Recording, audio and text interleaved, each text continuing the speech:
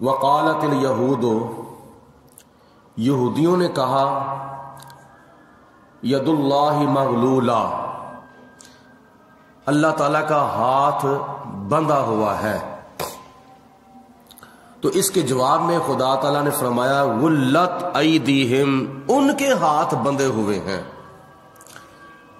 کچھ یہودیوں نے کہا تھا کہ ہمارے رزق کے اندر برکت نہیں رہی، یا ہم بڑے تنگ دست ہو گئے ہیں، اور اس کی بھی وجہ یہ تھی کہ انہوں نے نبی پاک علیہ الصلوۃ والسلام کی تکذیب کی تھی اور حضور علیہ الصلوۃ والسلام کو جھوٹا کہا تھا، اور نبی پاک علیہ الصلوۃ والسلام کی بے حد مخالفت کی تھی، جس کی وجہ سے ان کے رزق کے اندر کمی آ گئی اور کئی یہودی تنگ دست ہو گئے۔ تو اب جب ان کے رزق کے اندر، کاروبار کے اندر برکت نہ رہی، تنگ دستی کا شکار ہو گئے، تو انہوں نے اللہ پر اعتراض کر دیا کہ اب اللہ تعالیٰ کا ہاتھ اتنا بندھ چکا ہے کہ ہمارے پاس رزق کی فراوانی نہیں رہی۔ انہوں نے کہا کہ اللہ تعالیٰ کا ہاتھ بندھا ہوا ہے، اس لیے ہمیں رزق کی کمی سے دو چار ہونا پڑ رہا ہے۔ تو اس کے جواب میں خدا تعالیٰ نے فرمایا، آیت مبارکہ نازل فرما کے، غلت ایدیہم، حقیقت میں ان کے ہاتھ ہی بندھے ہوئے ہیں، یعنی وہی اپنے مال کے اندر بخیلی اور کنجوسی کرتے ہیں۔ وَلُئِنُوا بِمَا قَالُوا، اور ایسی باتیں کرنے کی وجہ سے خدا نے ان کے اوپر لعنت فرمائی ہے، یعنی اللہ تعالیٰ کی ذات پر اعتراض کرنے کی وجہ سے خدا تعالیٰ نے ان کے اوپر لعنت فرما دی ہے۔ رہی بات اللہ تبارک و تعالی کی عطا کی، بل یداہ مبسوطتان، اللہ تعالیٰ کے ہاتھ تو عطا فرمانے کے لیے کھلے ہوئے ہیں، اور خدا کے ہاتھوں سے مراد ایسے ہاتھ نہیں جیسے ہمارے ہاتھ ہیں۔ اللہ پاک کی ذات بابرکات جسم کے اعضاء سے پاک ہے، اور قرآن پاک میں اللہ تعالیٰ نے ارشاد فرمایا ہے، تبارک الذی بیدہ الملک، برکت والی ہے وہ ذات جس کے ہاتھوں میں یہ بادشاہی ہے، اور اس کا ظاہر نبی پاک علیہ الصلوۃ والسلام کے ہاتھ ہے، کیونکہ قرآن پاک میں ایک مقام پر اللہ تعالیٰ نے فرمایا ہے، ان الذین یبایعونک انما یبایعون اللہ، اے میرے پیارے رسول علیہ السلام، یہ صحابہ کرام جو آپ کی بیعت کرتے ہیں وہ حقیقت میں اللہ تعالیٰ کی بیعت کرتے ہیں۔ ید اللہ فوق ایدیہم، نبی پاک علیہ السلام کے جو ہاتھ ہیں وہ حقیقت میں اللہ تعالیٰ کے ہاتھ ہیں۔ تو اس لیے نبی پاک علیہ الصلوۃ والسلام کے ہاتھوں کو خدا نے اپنے ہاتھ فرمایا ہے۔ تو خدا کی ذات بابرکات نے فرمایا کہ بل یداہ مبسوطتان، اپنے بندوں کو عطا فرمانے کے لیے اللہ کے ہاتھ بندھے ہوئے نہیں بلکہ اللہ کے ہاتھ کھلے ہیں۔ اور حدیث پاک میں آتا ہے، نبی پاک علیہ السلام نے صحابہ کرام سے فرمایا، مشکات کے اندر یہ موجود ہے روایت، کہ آپ نے فرمایا کہ میرے صحابہ تم جانتے ہو کہ سب سے بڑا سخی کون ہے؟ تو صحابہ عرض کرتے ہیں، یا رسول اللہ تعالیٰ بہتر جانتا ہے، یا اللہ کی عطا سے اللہ کے پیارے رسول علیہ السلام بہتر جانتے ہیں کہ سب سے بڑا سخی کون ہے؟ حدیث پاک میں آتا ہے، نبی پاک علیہ السلام نے فرمایا کہ اللہ سب سے بڑا سخی ہے، اور وہ اتنا بڑا سخی ہے، اتنا بڑا سخی ہے کہ وہ اللہ ان کو بھی عطا فرماتا ہے جو اس کو مانتے ہیں، اور خدا ان کو بھی عطا فرماتا ہے جو اللہ کو نہیں مانتے، یعنی جو بتوں کی پوجا کرتے ہیں اللہ ان کو بھی عطا فرماتا ہے، جو چاند اور سورج کی پوجا کرتے ہیں اللہ ان کو بھی عطا فرماتا ہے، اللہ کیڑوں مکوڑوں کو بھی عطا فرماتا ہے، اللہ درندوں کو بھی عطا فرماتا ہے، پرندوں کو بھی عطا فرماتا ہے، چرندوں کو بھی عطا فرماتا ہے، انسانوں کو بھی عطا فرماتا ہے، حیوانوں کو بھی عطا فرماتا ہے، مطلب یہ ہے کہ جو خدا کو مانتا ہے خدا اس کو بھی دیتا ہے، جو خدا کو نہیں مانتا خدا اس کو بھی دیتا ہے۔ اتنی بڑی ہے خدا کی سخاوت۔ تو حضور علیہ السلام نے فرمایا اللہ سب سے بڑا سخی ہے، اور اللہ تعالیٰ کے سخی ہونے کے بعد نبی پاک علیہ السلام نے فرمایا پوری کائنات میں میں سب سے بڑا سخی ہوں۔ یعنی حضور علیہ الصلوۃ والسلام نے اللہ کی سخاوت کے بعد اپنی سخاوت بیان فرمائی ہے کہ میں سب سے بڑا سخی ہوں اللہ کے بعد۔ اور حضور علیہ الصلوۃ والسلام کی سخاوت کیا تھی، اس کی تھوڑی سی ایک جھلک یہ ہے کہ جب نبی پاک علیہ السلام نے حضرت ختیجہ الکبریٰ سے نکاح فرمایا تھا تو مکے کے کافروں نے اعتراض کیا کہ محمد بن عبداللہ نے اس عورت سے نکاح کیا ہے جو مکے کے اندر بڑی مالدار عورت ہے، بڑی تاجرہ عورت ہے، تو یہ لالچ کی وجہ سے کیا ہے۔ تو حضور علیہ الصلوۃ والسلام نے حضرت ختیجہ الکبریٰ سے فرمایا کہ اے ختیجہ، مکے کے کافر مجھ پر یہ اعتراض کرتے ہیں کہ محمد بن عبداللہ نے حضرت ختیجہ سے جو شادی کی ہے وہ لالچ کی وجہ سے کی ہے کیونکہ آپ کے پاس بڑی دولت ہے۔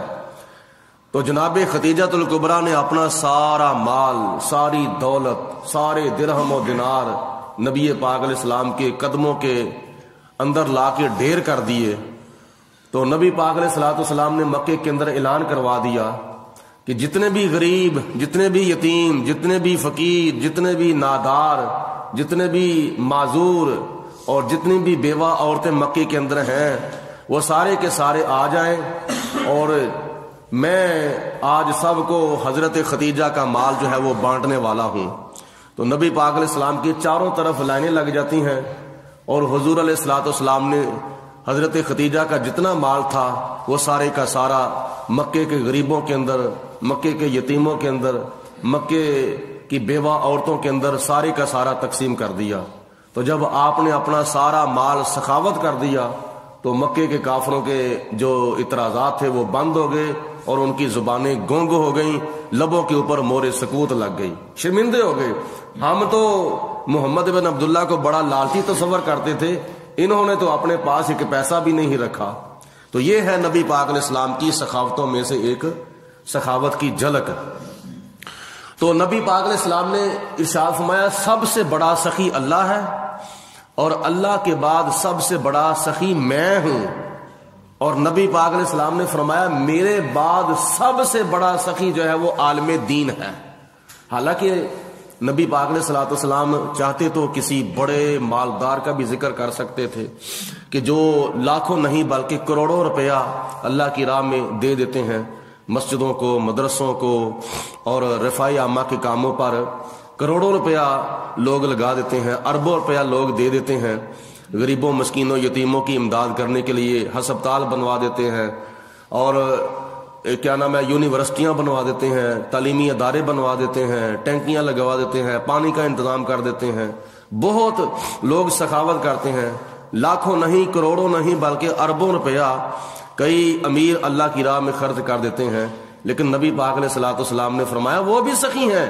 یہ نہیں میں کہتا کہ وہ سخی نہیں، وہ بھی سخی ہیں، لیکن میری سخاوت کے بعد اگر دنیا کے اندر سب سے بڑی سخاوت ہے تو وہ عالم دین کی سخاوت ہے، کیونکہ عالم دین جب اللہ کا قرآن پڑھاتا ہے، نبی کا فرمان پڑھاتا ہے تو وہ علم جو ہے وہ ایک لازوال دولت ہے۔ دنیا کی دولت جو ہے وہ تو ایک دن ختم ہو جانے والی ہے، لیکن دین کی اور علم کی دولت ایسی ہے کہ یہ جیوں جیوں خرچ ہوتی جاتی ہے تیوں تیوں بڑھتی جاتی ہے۔ تو اس لیے حضور علیہ الصلوۃ والسلام نے اپنی سخاوت کے بعد عالم دین کی سخاوت بیان کی ہے۔ تو جہاں تک ہو سکے اپنے مال کی سخاوت اللہ کی راہ میں زیادہ سے زیادہ کرنی چاہیے، دنیاوی طور پر بھی اور دینی طور پر بھی۔ اللہ فرماتا ہے کہ یہ جو یہودیوں نے اعتراض کیا ہے کہ اللہ کا ہاتھ بندھا ہوا ہے، میں کہتا ہوں کہ میرا ہاتھ نہیں بندھا بلکہ تمہارے ہاتھ بندھے ہوئے ہیں۔ میرے ہاتھ تو سخاوت کرنے کے لیے، لوگوں کو عطا فرمانے کے لیے، ينفق کیف یشاء، میں جیسے چاہتا ہوں، جس کو چاہتا ہوں، جتنا چاہتا ہوں عطا فرماتا ہوں۔ میرے ہاتھ تو کھلے ہوئے ہیں، میں تو کیا نام ہے سب کو عطا فرماتا ہوں۔ وَلَا يَزِيدَنَّ كَثِيرًا مِّنْهُمْ، ما انزل الیک من ربک طغیانا وکفرا، اے میرے حبیب علیہ السلام جو کلام میں نے آپ کے اوپر نازل کیا ہے قرآن پاک کی شکل میں، اس کی وجہ سے ان لوگوں کے دلوں کے اندر جو بغض ہے، حسد ہے، کینہ ہے، سرکشی ہے، ضد بازی ہے، اور ان کے دلوں کے اندر جو کفر ہے، قرآن پاک کی وجہ سے ان کا کفر جو ہے وہ بڑھتا ہے، ان کی سرکشی جو ہے وہ اور بڑھتی جا رہی ہے۔ جیسے منافقوں کے بارے میں قرآن پاک کے پہلے سپارے میں خدا نے فرمایا فی قلوبہم مرض فزادہم اللہ مرضا، منافقوں کے دلوں کے اندر نبی پاک علیہ السلام کی بے ادبی اور گستاخی کی بیماری ہے، اور خدا تعالیٰ اس بیماری کو پھر بڑھاتا ہے۔ جیوں جیوں ان کا علاج کیا جاتا ہے، یعنی اللہ کا قرآن سنایا جاتا ہے، تیوں تیوں ان کی بیماری جو ہے وہ بڑھتی جاتی ہے۔ وَأَلْقَيْنَا بَيْنَهُمُ الْعَدَاوَةَ بَلْ وَالْبَغْضَاءَ إِلَى يَوْمِ الْقِيَامَةِ، اور قیامت تک اللہ پاک فرماتا ہے کہ ہم نے ان کے دلوں کے اندر بغض اور عداوت جو ہے وہ رکھ دی ہے، یعنی یہود و نصارہ آپس میں ایک دوسرے کے ساتھ بغض رکھتے ہیں اور ایک دوسرے کے ساتھ عداوت رکھتے ہیں، اگرچہ وہ کبھی کبھی مسلمانوں کے خلاف اکٹھے ہو جاتے ہیں، دونوں کا اتفاق ہو جاتا ہے، لیکن آپس میں پھر بھی وہ کیا نام ہے ایک دوسرے کے دشمن ہیں، کبھی بھی ان کا آپس میں اتفاق نہیں ہوتا، اگر ہوتا ہے تو مسلمانوں کے خلاف ان کا آپس میں اتفاق ہوتا ہے۔ کلما اوقدوا نارا للحرب، اور جب وہ آگ بڑھاتے ہیں، یعنی آگ کو یعنی جلاتے ہیں لڑائی کے لیے مسلمانوں کے خلاف، یعنی جب آگ کی لڑائی کی جو آگ ہے وہ جب بڑھاتے ہیں، اطفاء اللہ تعالیٰ ان کی آگ بجھا دیتا ہے، یعنی ان کے مسلمانوں کے خلاف ان کے منصوبے ناکام بنا دیتا ہے۔ وَيَسْعَوْنَ فِي الْأَرْضِ فَسَادًا، اور وہ زمین کے اندر فساد پھیلانے کی کوشش کرتے ہیں، زمین کے اندر بگاڑ کی بڑی کوشش کرتے ہیں، یہ یہود و نصارہ کا کارنامہ ہے۔ واللہ لا يحب المفسدین، اور اللہ تعالیٰ فساد کرنے والوں سے محبت نہیں فرماتا، اللہ تعالیٰ زمین کے اندر بگاڑ پیدا کرنے والوں سے محبت نہیں فرماتا، کیونکہ فساد پھیلانا یہ یہودیوں کا کام ہے اور عیسائیوں کا کام ہے۔ وَلَوْ أَنَّ أَهْلَ الْكِتَابِ آمِنُوا، اگر اہل کتاب یعنی یہود و نصارہ آمنوا ایمان لے آتے، یعنی نبی پاک علیہ الصلوۃ والسلام کو آخری نبی تسلیم کر لیتے، قرآن پاک کو اللہ پاک کی آخری کتاب تسلیم کر لیتے، واتقوا، اور پرہیزگاری اختیار کرتے، یعنی اپنا عقیدہ بھی ٹھیک کر لیتے اور اپنا عمل بھی ٹھیک کر لیتے، لَكَفَّرْنَا عَنْهُمْ سَيِّئَاتِهِمْ، تو ضرور بر ضرور ہم ان کی خطائیں معاف کر دیتے اور ان کی غلطیاں معاف کر دیتے، ان کے گناہ ہم ضرور بر ضرور مٹا دیتے۔ وَلَأَدْخَلْنَاهُمْ جَنَّاتِ النَّعِيمِ، اور ضرور ہم ان کو قیامت کے دن نعمت والے باغوں میں داخل کر دیتے، شرط یہ ہے کہ اگر وہ ایمان لے آتے، مسلمان ہو جاتے، نبی پاک علیہ السلام کے غلام بن جاتے، اور حضور کے غلام بننے کے بعد، مسلمان ہونے کے بعد نماز، روزہ، حج، زکوٰۃ کی شکل میں وہ نیک عمل کرتے اور گناہوں سے بچتے، تو اللہ تعالیٰ دنیا کے اندر ان کے گناہ معاف فرما دیتا، اور قیامت کے دن خدا تعالیٰ ان کو جنت کے اندر داخل فرما دیتا۔ لیکن کئی یہودیوں کی بد نصیبی، کئی عیسائیوں کی بد نصیبی کہ وہ نبی پاک علیہ السلام کے معجزات دیکھنے کے باوجود بھی کیا نام ہے اپنے کفر اور شرک کے اوپر قائم رہے۔ دوسرے نمبر پہ اس آیت مبارکہ کے اندر تو اللہ تعالیٰ نے ان کی آخرت کی کامیابی بیان کی ہے، اور اس آیت مبارکہ کے اندر ولو انہم، اس آیت میں اللہ تعالیٰ نے ان کی دنیا کی کامیابی بیان کی ہے، وہ یہ کہ ولو انہم اقاموا التوراۃ والانجیل، اگر وہ تورات کے اوپر قائم رہتے، اگر وہ انجیل کے اوپر قائم رہتے، جو حکم خدا نے ان کو تورات اور انجیل میں دیے تھے ان کو پورا کرتے، وما انزل الیہم من ربہم، اور جو دیگر کتابیں آسمان سے اللہ تعالیٰ نے نازل کی ہیں اگر ان کے اوپر وہ قائم رہتے لا آکالو من فوقہم، اللہ پاک ان کو اوپر سے بھی رزق عطا فرماتا بارش کی شکل میں، اور کئی ذرائع سے اللہ پاک ان کو اوپر سے رزق عطا فرماتا۔ وَمِن تَحْتِ أَرْجُلِهِمْ، اور اللہ پاک ان کو ان کے قدموں کے نیچے سے بھی رزق عطا فرماتا، اناج کی شکل میں اور پھلوں کی شکل میں۔ یعنی اگر وہ اپنی تورات کے اوپر قائم رہتے، یہودی اور عیسائی اپنی انجیل کے اوپر قائم رہتے، اور ان کتابوں کے علاوہ اللہ پاک نے دیگر جو آسمان سے کتابیں نازل کی تھیں زبور کی شکل میں اور صحیفوں کی شکل میں، اگر وہ ان کتابوں کے اوپر قائم رہتے، یعنی کتابوں کا بتایا ہوا عقیدہ اپناتے اور کتابوں کا بتایا ہوا عمل اپناتے، تو خدا فرماتا ہے کہ میں ان کو اوپر سے بھی رزق عطا فرماتا، ان کو نیچے سے بھی رزق عطا فرماتا، اوپر سے بارش کی شکل میں اور نیچے سے پھلوں کی شکل میں اور دیگر اناج کی شکل میں۔ منہم امۃ مقتصدہ، اور سارے یہودی ایک جیسے بھی نہیں، سارے عیسائی ایک جیسے بھی نہیں، ان میں کچھ لوگ وہ بھی ہیں جو اعتدال پسند ہیں، جو میانہ روی اختیار کرتے ہیں، یعنی جو حد سے نہیں تجاوز کرتے، وہ عدل کو اور انصاف کو قائم رکھتے ہیں، جیسا کہ حضرت عبداللہ بن سلام رضی اللہ تعالی عنہ نبی پاک علیہ الصلوۃ والسلام کا کلمہ پڑھ کے مسلمان ہو گئے تھے، حالانکہ وہ یہودیوں کے بہت بڑے پادری تھے، یہودیوں کے بہت بڑے وہ عالم تھے، اور جب حضور علیہ السلام ہجرت فرما کر مدینہ المنورہ تشریف لے کے جا رہے تھے تو راستے کے اندر یہ عبداللہ بن سلام 70 یہودیوں کو ساتھ لے کر نبی پاک علیہ السلام کے پاس آیا اور کہتا ہے کہ میں مسلمانوں کے نبی سے جا کے بحث مباحثہ کروں گا، مناظرہ کروں گا، تو 70 یہودی بھی اس کی حمایت میں چل پڑے۔ تو جب حضور علیہ الصلوۃ والسلام کے پاس وہ عبداللہ بن سلام پہنچا 70 یہودیوں کو لے کر،